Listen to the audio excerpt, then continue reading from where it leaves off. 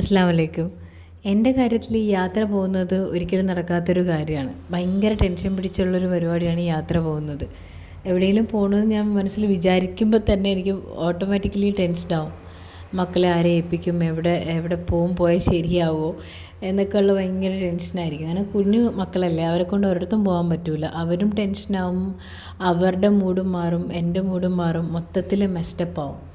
അതുകൊണ്ട് മാക്സിമം അതൊക്കെ ഒഴിവാക്കലാണ് പതിവ്. പിന്നെ എവിടെയെങ്കിലും അത്യാവശ്യത്തിന് പോകണമെന്നുണ്ടെങ്കിൽ എൻ്റെ ഉമ്മാൻ്റെ അടുത്ത് മക്കളെ ഏൽപ്പിക്കും. അല്ലാന്നുണ്ടെങ്കിൽ സുർജീൻ്റെ ഉമ്മാൻ്റെ അടുത്ത് ഒരാളെയോ രണ്ടുപേരെയോ ഏൽപ്പിക്കും. പിന്നെ എൻ്റെ ഉമ്മാൻ്റെ അടുത്തൊക്കെ ആക്കിയിട്ട് എവിടെയെങ്കിലും അത്യാവശ്യത്തിന് പോയിട്ട് വരും. ഇതിപ്പോൾ ഐഷുവിന് സ്കൂളിലൊക്കെ ആക്കാനായി. അതുകൊണ്ട് ആ ഒരു കാര്യം ചെയ്യാൻ വേണ്ടി ആ ഒരു കാര്യത്തിൻ്റെ പുറകെ പോകാൻ വേണ്ടിയിട്ടാണ് ഇന്ന് പുറത്തിറങ്ങിയത്. പിന്നെ 1-2 സാധനം ഇറങ്ങിയതിന് വേണ്ടി ലുലുവിൽ പോയി 2-3 സാധനങ്ങൾ മേടിച്ചിട്ട് തിരികെ പോന്നു. അപ്പോൾ കാര്യങ്ങളൊക്കെ കുഴപ്പമില്ലാണ്ട് അന്ന് നടന്നു.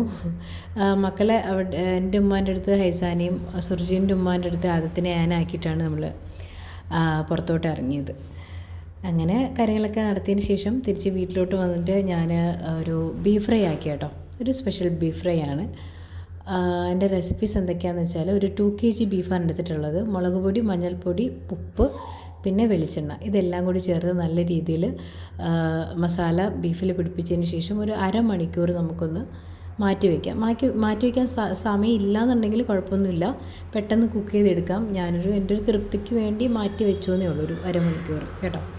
പിന്നെ നമുക്ക് വേണ്ടത് പ്രഷർ കുക്കറിനകത്ത് നമ്മൾ ഈ മസാല പിടിപ്പിച്ച ബീഫെല്ലാം കൂടി ഇട്ടിട്ട് ഒരു അരക്കപ്പ് വെള്ളം, അടിയിൽ പിടിക്കാതിരിക്കാൻ വേണ്ടിയിട്ട് ഒരു അരക്കപ്പ് വെള്ളം കൂടി ഒഴിച്ചതിന് ശേഷം ഒരു 3-4 വിസിൽ, ബീഫിൻ്റെ വിസിൽ അനുസരിച്ചിട്ട് വേവ് അനുസരിച്ചിട്ട് വിസിലിട്ട് കൊടുക്കുക.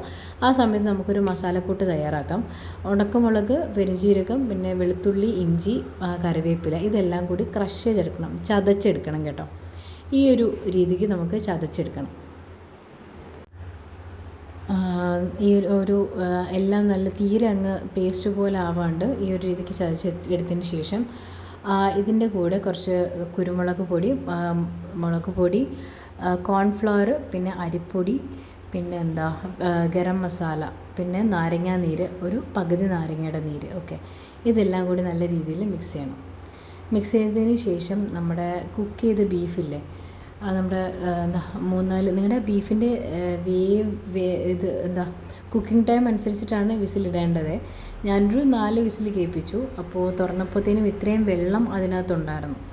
അപ്പോൾ ഞാനിതൊക്കെ വറ്റിപ്പിച്ചായിരുന്നേ. ഇത്രയും വെള്ളം നമുക്ക് വേണ്ട, ഒരു അരക്കപ്പോളം വെള്ളം ബാക്കി നിൽക്കട്ടെ, കുഴപ്പമൊന്നുമില്ല. ആഫ്റ്റർ ദാറ്റ് നമ്മൾ നേരത്തെ ആക്കി വെച്ച മസാലക്കൂട്ടില്ലേ, അതെല്ലാം കൂടി ഇതിനകത്തോട്ട് ഇട്ട് കൊടുക്കണം.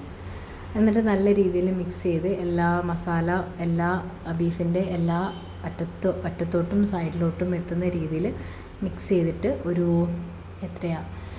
കുറച്ച് സമയം അടച്ച് വയ്ക്കണം. ഒരു അരമണിക്കൂർ ഇരുന്നോട്ടെ, കാരണം മസാല ഒന്നുകൂടെ ഒന്ന് പിടിച്ച് വരാനുണ്ട്. അതിന് വേണ്ടിയിട്ടാണ് നമ്മളൊരു അരമണിക്കൂർ വെച്ചിരിക്കുന്നത്. നല്ല തിക്കായിട്ട് കിട്ടും കേട്ടോ ഈ സമയത്ത്. അത് കോൺഫ്ലവറൊക്കെ ഇട്ടത് കാരണം നമുക്ക് നല്ല രീതിയിൽ മസാല ബീഫിൽ ഓരോ പീസിലും പിടിച്ചിരിപ്പുണ്ടാവും.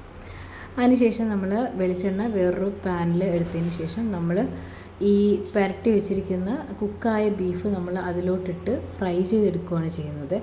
പെട്ടെന്ന് അധികം സമയമൊന്നും നമുക്ക് ഫ്രൈ ചെയ്യാനായിട്ട് വേണ്ട. ഒരു 10-15 മിനിറ്റിനുള്ളിൽ നമുക്ക് ബീഫ് കുക്കായി കിട്ടും. കാരണം നേരത്തെ നമ്മൾ ഓൾറെഡി കുക്ക് ചെയ്ത് വെച്ചിരിക്കുന്ന ബീഫ് ആയതുകൊണ്ട് നമുക്ക് ഫ്രൈ ചെയ്യേണ്ട ടൈം അധികം വേണ്ടി വരില്ല. എന്ന് വെച്ചാൽ ഈ ഒരു ഇതിപ്പോൾ ചെറിയൊരു ജ്യൂസി അല്ല, ഒരു പെരട്ട് പോലെയല്ലേ ഇരിക്കുന്നത്. ഇത് മാറി മാറി വരും. കളർ ചേഞ്ചായി, പെട്ടെന്ന് തന്നെ കളർ ചേഞ്ചായി ഒരു ഫ്രൈ ആയിട്ട് പയ്യെ ഈ ഓയിലൊക്കെ ഇങ്ങനെ സെപ്പറേറ്റ് ആയിട്ട് വരും. അപ്പോൾ അതുവരെ തിരിച്ചും മറിച്ചുമൊക്കെ ഇട്ട് ഒന്ന് ഫ്രൈ ചെയ്ത് കുക്ക് ചെയ്തെടുക്കണം പയ്യെ.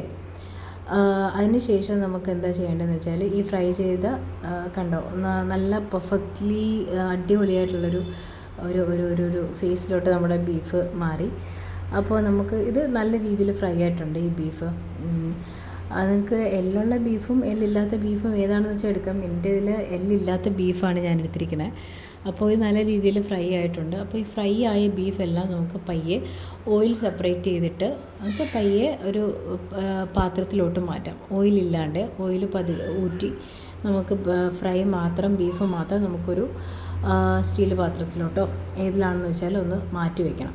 എന്നുവെച്ചാൽ അതേ ഓയിലിൽ തന്നെ നമുക്ക് കുറച്ച് കുഞ്ഞുള്ളിയില്ലേ, കുഞ്ഞുള്ളി ഞാനൊരു 1.5 കപ്പ് എടുത്തിട്ടുണ്ട്. അതും വെളുത്തുള്ളിയും കൂടി, പിന്നെ ഉണക്കമുളക്, കറിവേപ്പില കുറച്ചധികം ഇട്ടോ. അതെല്ലാം കൂടി നല്ല രീതിയിൽ നമുക്ക് വഴറ്റിയെടുക്കണം. കുഞ്ഞുള്ളി നല്ല രീതിയിൽ വഴന്ന് കിട്ടണം. എന്നുവെച്ചാൽ നല്ല രീതിയിൽ ഈ മൊരിഞ്ഞതുപോലൊക്കെ ആവും. നല്ല രസത്തിന് ആവും. അത് നല്ല രീതിയിൽ കുക്കായി കിട്ടണം കുഞ്ഞുള്ളി. കണ്ടോ, ഈ ഒരു പരുവാകുമ്പോൾ നമ്മൾ നേരത്തെ കുക്ക് ചെയ്ത് ഫ്രൈ മാറ്റി വെച്ചിരുന്നില്ലായിരുന്നോ, ആ ഫ്രൈ നമുക്ക് ഈ ഒരു കൂട്ടിലോട്ട് എടുത്തിട്ട് കൊടുക്കാം. എന്നിട്ട് നല്ല രീതിക്കൊന്ന് മിക്സ് ചെയ്തെടുക്കണം. എന്നുവെച്ചാൽ ആ വഴറ്റിയ മസാലയും ഈ ഫ്രൈയും തമ്മിൽ നല്ല രീതിയിലൊരു ഒരു യോജിപ്പിലെത്തണം. ഫ്രൈ റെഡിയായി കേട്ടോ. ഇത് നമുക്ക് നല്ല ചൂട് പൊറോട്ടയുടെ കൂടെ കഴിക്കാം, ചപ്പാത്തിയുടെ കൂടെ കഴിക്കാം. എന്നാലും ഞാൻ പൊറോട്ട മേടിച്ചതാണ്, ഇനി ഉണ്ടാക്കാൻ അറിഞ്ഞൂടാ.